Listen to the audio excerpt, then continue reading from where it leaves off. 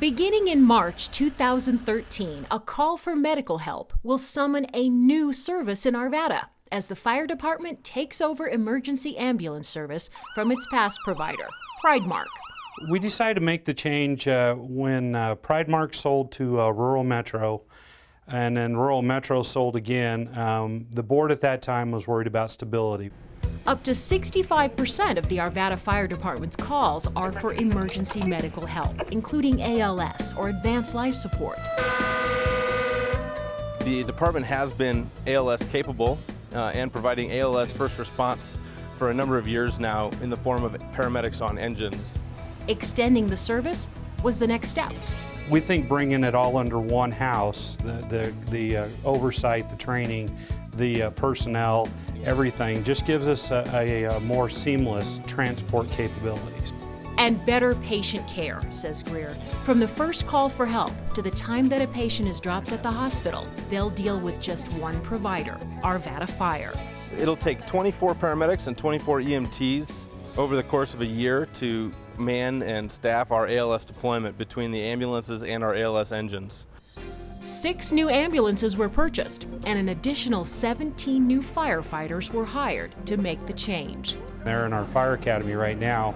They're already qualified paramedics. What we need to do now is teach them to be firefighters so they can do a dual role when they're in place. The new firefighter paramedics will also train to drive the ambulances, which are cutting-edge units featuring LED lights, standard sirens, air horns, and a new siren, too. It's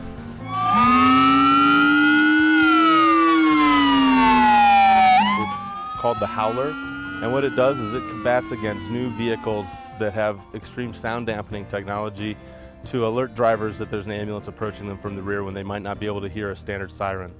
The vehicles are 4-wheel drive to accommodate Colorado's weather. Because of that, they sit higher, but have a special safety feature. As you see me open this door, the deck of the ambulance is going to drop by about 3 or 4 inches.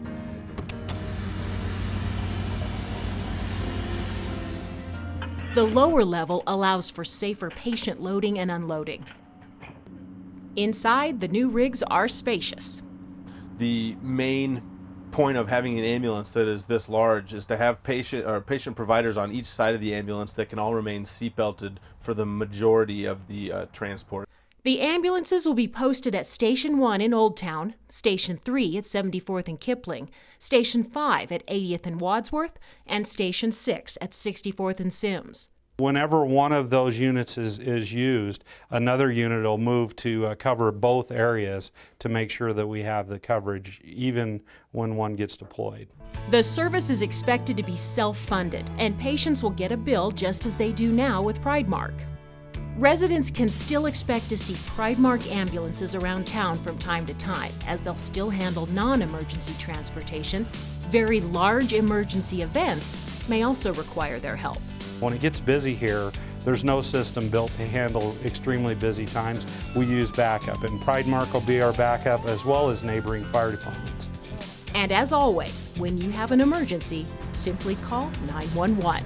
The Arvada Fire Protection District is extremely excited about this new development in our history, and we feel that we're going to be able to provide the citizens the highest level of patient care and customer service that we know that they deserve.